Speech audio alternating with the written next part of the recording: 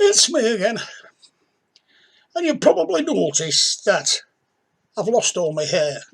I haven't.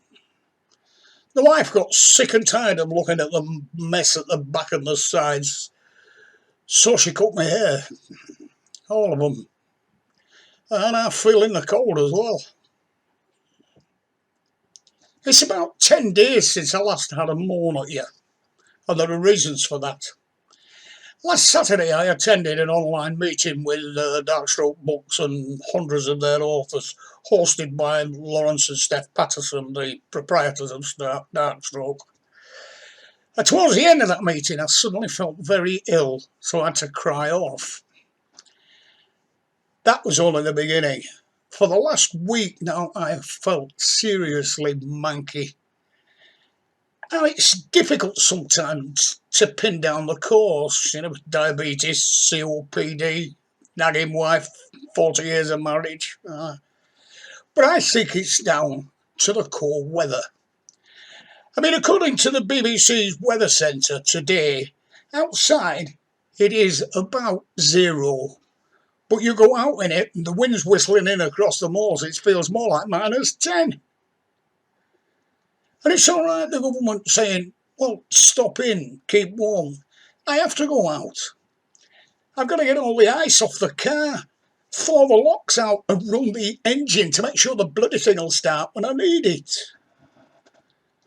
And beyond that, one of us has to go to the shop now and again, for trivia like food and drink, and essentials like chocolate, tobacco, scratch cards. I can't send the wife. The pavements are like a skating rink. With that gammon of hers, she'd be on her back in minutes.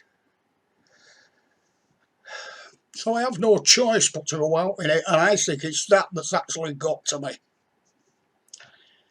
To add to the stress, the plumber came on Wednesday to at long last fix the kitchen drains. He was a good lad. He did a cracking job. In the space of 2 hours, we went from this to this, with no toilet break. That's because while he had all the pipes ripped out, we didn't have a toilet. By the time he'd finished, I'm sure he thought I were auditioning for Strictly Come Dancing. This kind of stress has its effects on my work.